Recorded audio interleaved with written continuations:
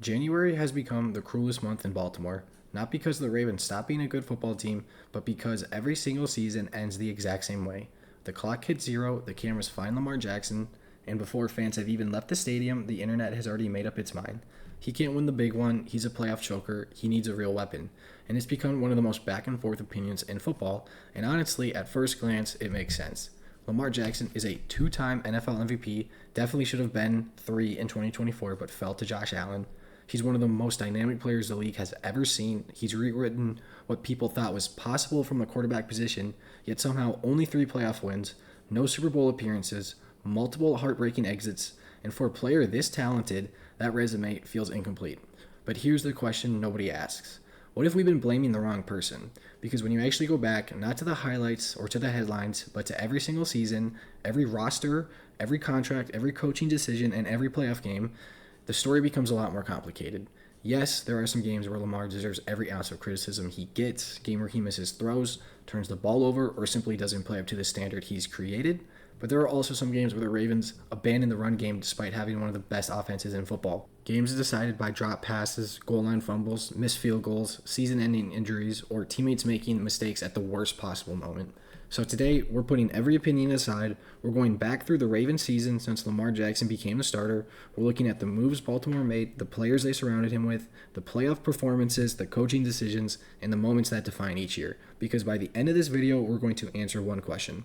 Is Lamar Jackson actually the reason Baltimore keeps coming up short, or have the Ravens been failing one of the greatest quarterbacks of this generation? Let's build the case and see what we think. Now, before we can decide who's responsible, we have to understand the biggest thing, expectations. Because Lamar Jackson isn't judged like most quarterbacks, he's judged like an all-time great. And honestly, that's exactly what he's earned. Since taking over as Baltimore's starting quarterback in 2018, Lamar has completely changed what we thought was possible from the position. He's won multiple league MVP awards, he's been named first-team All-Pro, he's broken quarterback rushing records that many people thought would never be touched, he's consistently finished near the top of the league in passer rating, touchdown percentage, and overall efficiency, and perhaps most importantly, he's turned the Ravens into one of the NFL's most consistent regular season teams. Now, almost every year, Baltimore isn't just making the playoffs, they're expected to compete for a Super Bowl, but that's exactly where the conversation changes.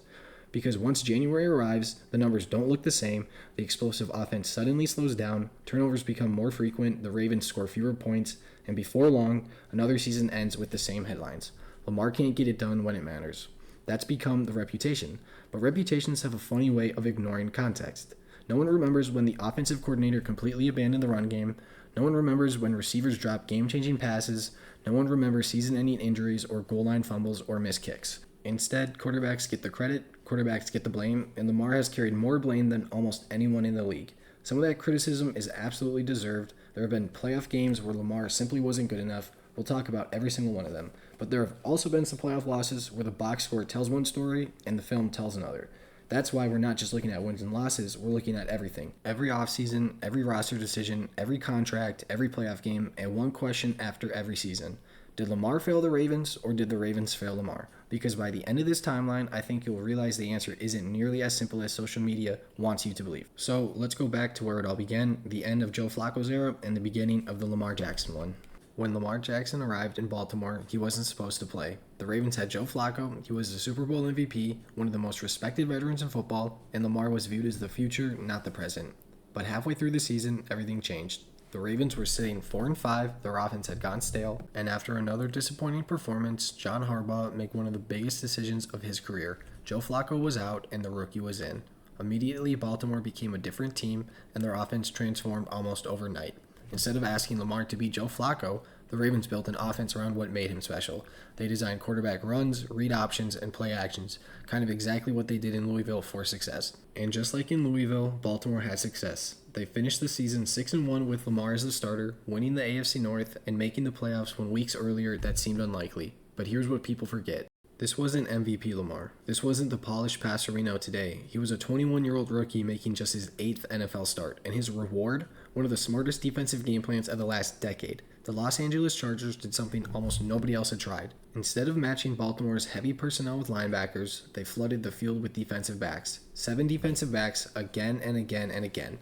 The idea was simple: be faster than Baltimore, beat them to the edge, and let Joey Bosa and Melvin Ingram go to work. If you can neutralize them on first down and make the rookie Lamar throw, he's eventually going to make mistakes, not trust his eyes, miss open receivers, and hold onto the ball too long. And for 3 quarters, it worked perfectly. The Ravens offense looked completely lost, and for the first 3 quarters of the game, they couldn't do anything. The defense was constantly going back out there, the offense was tired, and Lamar, he was holding onto the football too long, he was missing open throws, and he was taking unnecessary sacks. And by the 4th quarter, Baltimore was down 23-3, and it looked over. Then something happened. We start to see the football gods favor the Ravens. Lamar would throw a 31-yard touchdown pass to Michael Crabtree with 6 minutes and 33 seconds left remaining in the game. After Baltimore's defense comes through, which they did over and over again, Lamar and the offense would get the ball back and keep their momentum going.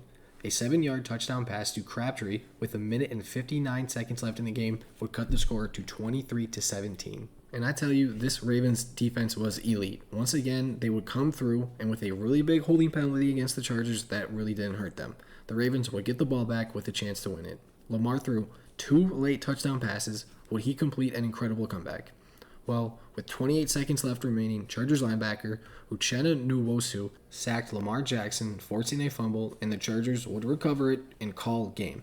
That would be the second turnover they forced that day, an incredible defensive performance by both teams, but a strip sack ended the comeback. Lamar's rookie season was over, and almost immediately the narrative began.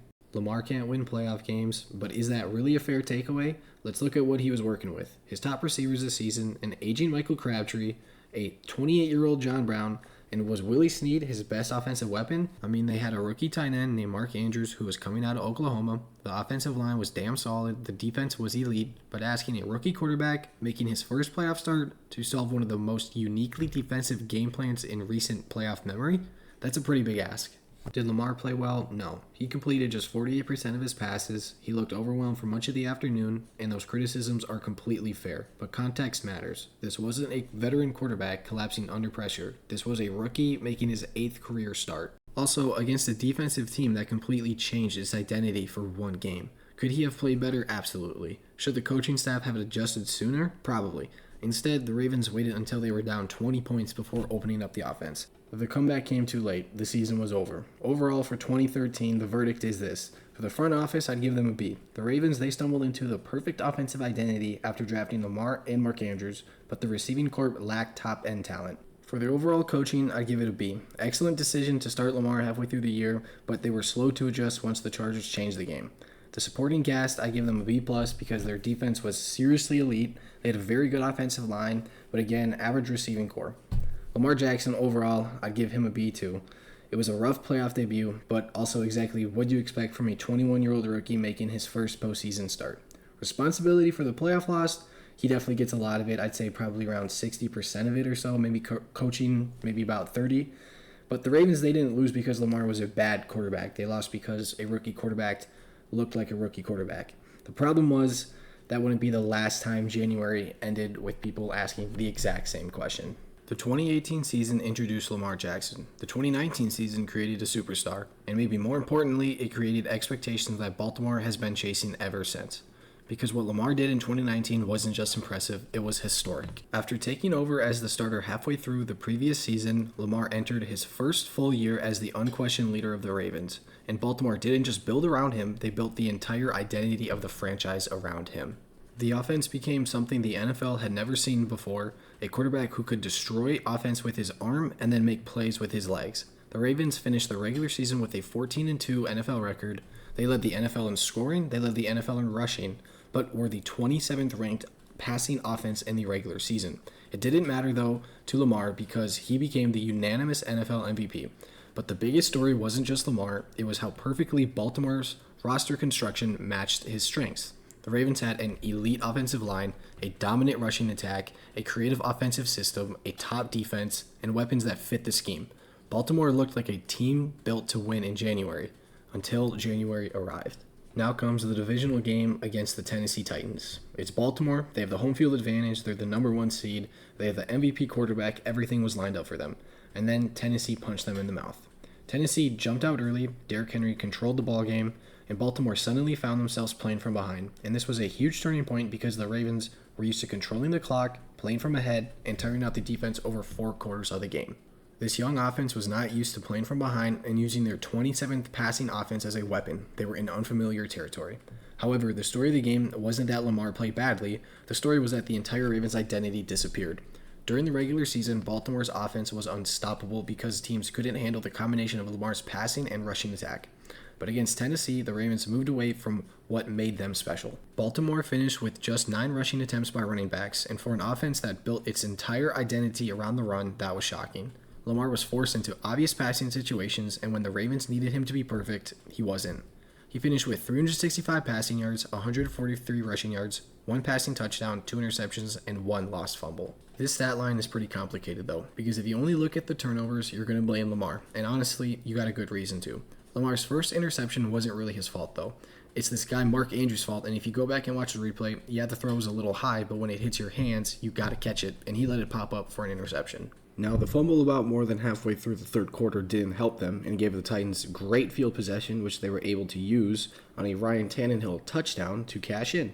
Just like Lamar's rookie playoff debut, they found themselves down 3 scores in a playoff game at home. Right before the end of the third quarter, Lamar would serve Titans defender Kenny Vaccaro an absolute meatball sub for a pretty sorry interception. Tennessee was able to beat them at their own game, which was stop the run, control the clock, and take shots when you got a defense set up for it. Oh yeah, it also didn't hurt Tennessee that Derrick Henry ran for 30 carries, 195 yards, averaged almost 7 yards per carry this game, and was just a beast that carried them. So the MVP quarterback didn't play like the MVP quarterback in the biggest moment. That criticism is very fair. But the football story doesn't end there, because football is obviously not just one player, but one team. And Baltimore's defense couldn't really slow down Derrick Henry. The offense abandoned the rushing attack that carried them all year once they were behind during the game, which kind of messed up their game plan.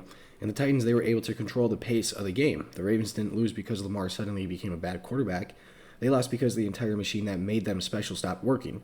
Don't get me wrong, Tennessee played a great game from top to bottom, but once again, this was a Ravens offense, and in this particular game, their defense too, where they didn't come out for 4 quarters to play, and once again, they disappointed their fans at home. Alright, so the case against Lamar, first one is turnovers decided the game. Those 2 interceptions and a lost fumble gave Tennessee extra opportunities, and the MVP can't be making plays like that. The second case is the MVP didn't play like the MVP. The biggest games required the best players to elevate the team, and Lamar simply didn't do that. The last reason is Baltimore fell behind because of offensive mistakes, and usually that's led by your quarterback. The offense couldn't recover from early mistakes that put them behind early in the game, and they were never the same. Now let's get into the case for the young quarterback. The first one is he was carrying an impossible expectation. This was his first season as a starter and only his second season in the NFL. Even though he was unanimous MVP, that's still an insane amount of pressure for a young player to lead a number 1 seed to the Super Bowl. He was expected to immediately turn an exciting offense into a championship team. The next point is the Ravens, they were forced to look away from the run. With some bad coaching decisions early and some good plays from the Titans, the Ravens and their 27th ranked passing offense were forced to play from multiple scores behind, forcing them to throw the ball, which is something they weren't completely used to do. Lastly, the entire team struggled, not just Lamar. The defense couldn't stop Tennessee's offense, and Baltimore never controlled the game. Offensive line struggles and key wide receiver/tight end drops at big times really stalled their offense. Poor tackling and gap assignments on defense didn't allow them to ever get in a comfortable position defensively, and Tennessee was able to take advantage on every aspect of the game. So the question becomes, who failed who? Lamar or the Ravens? This is my verdict. 2019 is the first playoff game where Lamar, I think, can deserve a significant portion of the blame, and you guys tell me below what you think.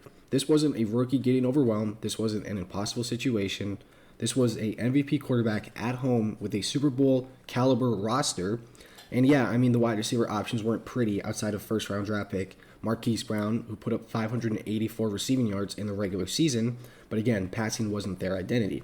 Now, I think the coaches could have done a way better job to prepare their second-year quarterback and kind of say, hey, if we don't have a run attack this game, because teams are going to try to take that away, we got to do X, Y, and Z. But they fell short of that in their week leading up to the game. And yeah, Lamar made his mistakes, but I think the bigger lesson from 2019 is this. Even the greatest regular season doesn't matter if teams can't maintain its identity when pressure rises. The Ravens built an historic offense around Lamar Jackson, but when the biggest game arrived, they stopped being the Ravens. And that would become a recurring theme, because for Lamar, the question was no longer, can he become a franchise quarterback? The question became, can Baltimore finally build a team that finishes the job? So I do think that a lot of the blame can be put on him for this one, but again, he was only in his second year, and this is asking a ton out of a second-year player. So I do think if Lamar had a game like this now in the playoffs, he would deserve a lot more of the blame because he's an older quarterback, more experienced. But I think you can cut him some slack for this one. The Ravens should have played better as a team, but yeah, he definitely didn't play like the MVP. All right, so for the overall 2019 season grades, I would give Lamar Jackson an A, and the only reason it's not an A+ is because of the playoff performance. I mean, you can't ask much more from a quarterback than what Lamar gave Baltimore during the regular season. He became just the second unanimous MVP in NFL history. He led the league's highest scoring offense and completely changed how defenses had to prepare. One bad playoff game shouldn't erase one of the greatest quarterback seasons the NFL has ever seen. Now to the front office, I'd also give them an A. The Ravens, they deserve a ton of credit. They surrounded Lamar with an elite offensive line, added Mark Ingram to strengthen the run game, drafted Marquise Hollywood Brown to add some speed, and built a roster that fit their quarterback's strengths almost perfectly. On paper, this definitely was a Super Bowl caliber team. Now, coaching, I'd give a B- just because Greg Roman, he created one of the most innovative offenses in football. But in the biggest game of the season, Baltimore abandoned the identity that got them there, and they didn't really have a backup plan. So the game plan became pass-heavy while trailing, and the offense never was able to find its rhythm. And when you have a young quarterback at the helm, I feel like you should definitely have a couple different backup plans. Now for the supporting cast, I'd give it a B+, the B+, A-. The offensive line was one of the NFL's best. Mark Andrews was emerging as a star. The defense was one of the league's best. Like, they were insane. This wasn't a roster that lacked talent, really. It was a roster that simply just didn't execute when it mattered most. So that's why they get a B+. Overall, did Baltimore build around Lamar? Yes. Did Lamar play well enough to win a Super Bowl? During the regular season, absolutely. But in the playoffs, no. And that's the biggest thing that matters. So my overall verdict is 2019 wasn't the year the Ravens failed Lamar. It was the year both Lamar and the Ravens learned that dominating the regular season doesn't guarantee anything in January. And overall, I think you definitely could put most of the blame on Lamar Jackson this year. All right, guys, that does it for part 1 of this video. I didn't want to make a 45-minute video, so I'm going to split it up into 2 parts, and hopefully this next part will be shorter. So if you guys like this video, give it a like, comment, maybe consider subscribing. It really helps grow this channel. And again, if you guys are feeling froggy, go and jump.